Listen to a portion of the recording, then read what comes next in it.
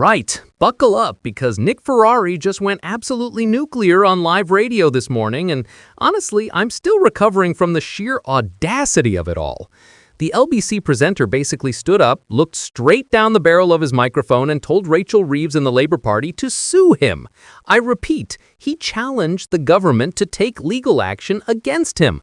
But before we proceed, please don't forget to hit the subscribe button for more updates on this channel. Thank you. And why? Because he accused the Chancellor of lying, not misleading, not being economical with the truth, lying. 2 syllables, 4 letters. And he said it twice just to make sure everyone heard it properly. This is the kind of energy we absolutely live for in British politics. And trust me, by the end of this video, you're going to understand exactly why Ferrari is willing to put his money where his mouth is. So stick around because this gets juicy. Now, let's set the scene here. Ferrari was on his morning show doing what he does best, which is being Nick Ferrari, and he decided to tackle something that's been bubbling under the surface of British politics for a little while now. The Labour government, in all their infinite wisdom, has decided to delay mayoral elections in 4 new combined authorities until 2028. Yeah, you heard that right, 2028. These elections were supposed to happen next May, as in just a few months away. But apparently that's far too soon for Labour to organize some basic democratic processes. The areas affected are Essex, Hampshire and the Solent, Sussex and Brighton, and Norfolk and Suffolk. 4 new combined authorities that were all geared up to elect their first mayors, and now they've got to wait another 2 years. Ferrari absolutely wasn't having it. And I mean, can you blame him? The man pulled out a history lesson that was so savage, so perfectly timed that I genuinely think Rachel Reeves might have felt it through the radio waves.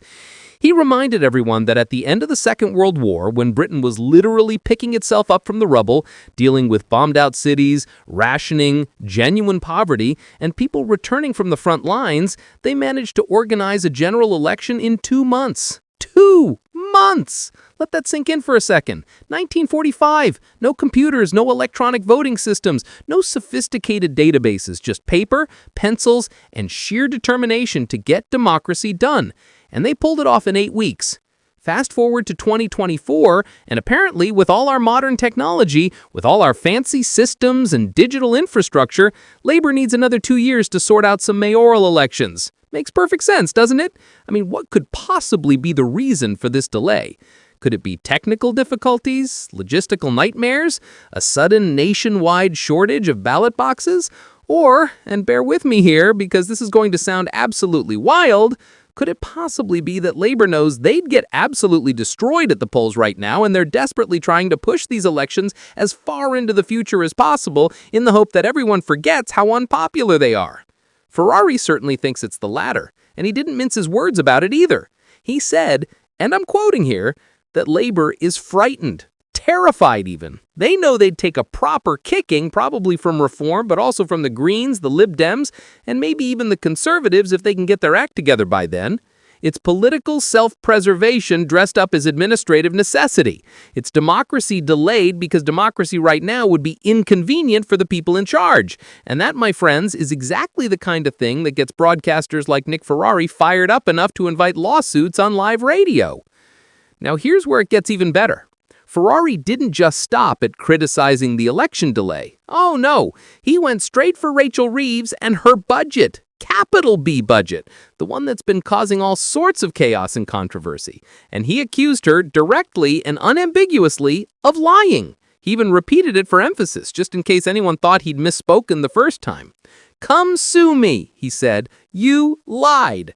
And then he clarified that while he can't yet say you're fired because, he's not actually in charge of hiring and firing government ministers, he can certainly call out what he sees as dishonesty when he spots it.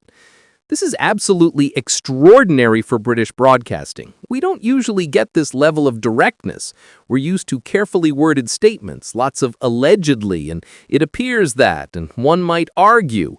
But Ferrari just threw all that out the window and went for it. And honestly, the man has a point. If you look at the budget that Reeves delivered, there were some claims made that have since been, so we say, heavily disputed. The numbers didn't quite add up the way she said they would. The promises about who would and wouldn't be affected by tax changes turned out to be a bit more flexible than initially advertised. And when people pointed this out, the response from the government has been to double down, deflect, or simply ignore the criticism entirely. So when Ferrari says Reeves lied, he's not just being dramatic for ratings, although, let's be honest, it definitely doesn't hurt the ratings. He's expressing a frustration that a lot of people feel when they watch politicians say one thing, do another thing, and then act surprised when they're called out on it. It's the kind of straight talking that cuts through all the political nonsense and says what everyone's thinking, but most people in media are too cautious to actually say out loud. But let's get back to this election delay situation because it really is remarkable when you think about it. Keir Starmer was asked directly whether postponing these elections was effectively canceling democracy, and his response was classic political word salad. He said, and I'm quoting again, that no, there are various arrangements being put in place to ensure all the elections could take place at the right time, depending on the configurations of the council and other arrangements. I mean, did you understand that? Because I certainly didn't. Configurations of the council and other arrangements is the kind of phrase that sounds official and important, but actually means nothing. It's verbal bubble wrap. It's designed to protect the real answer from damage during delivery. The real answer, which Ferrari has helpfully provided for us, is that Labour doesn't want these elections happening right now because they know they'd lose. It's really that simple. They won the general election in July with a massive majority, sure, but that was before the budget. That was before the broken promises. That was before people really understood what a Labour government was going to mean for them in practical terms. And now that reality is set in, the enthusiasm has, shall we say, diminished somewhat. The polling numbers aren't great. The public mood isn't great. And if Labour had to face the voters right now in these 4 new combined authorities, there's a very real chance they'd get hammered. So what do you do if you're a government that knows it's unpopular but doesn't want to admit it? You delay. You push things back. You find technical reasons why elections that were perfectly doable next May suddenly require another 2 years of preparation. And you hope that by 2028, either things have improved or people have forgotten why they were angry in the first place. It's not exactly a bold strategy, but it's certainly a strategy. What makes Ferrari's rant so effective is that he's tapped into something that goes beyond party politics. This isn't really about whether you support Labour or the Conservatives or Reform or anyone else. It's about the basic principle that when you say elections are going to happen, they should happen. When you promise voters that they'll get their say, you should give them their say. Postponing elections because you're worried about losing them is the kind of thing that erodes trust in the entire democratic system. It sends a message that democracy is fine as long as it produces the results the people in power want, but as soon as it becomes inconvenient, well, we can just move things around a bit. And that 1945 comparison really drives the point home.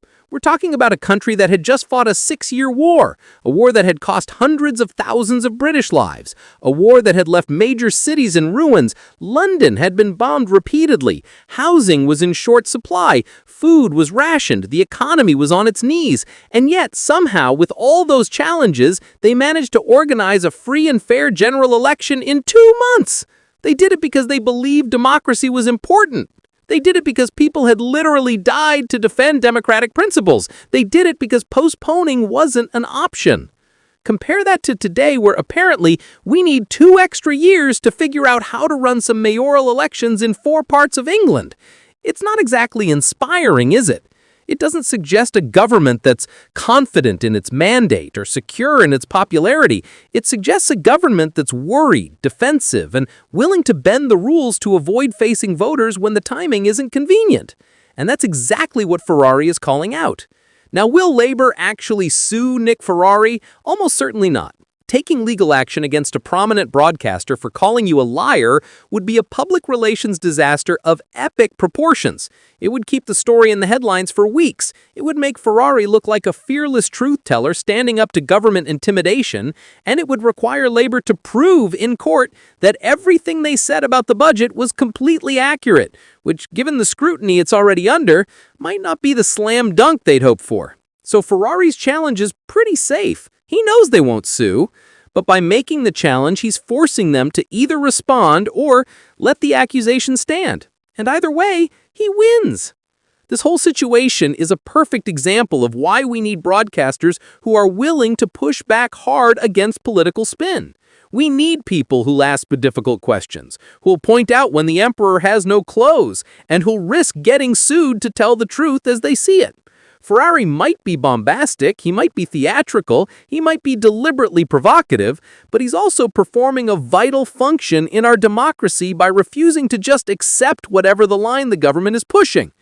So where does this leave us? Well, those four combined authorities are going to have to wait until 2028 for their mayoral elections, unless Labour suddenly has a change of heart, which seems unlikely.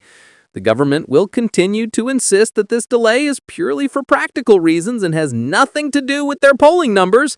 Nick Ferrari will continue to call them out on live radio, and the rest of us will continue to watch this absolute mess unfold with a mixture of frustration, amusement, and perhaps just a tiny bit of grudging respect for Ferrari's willingness to go there.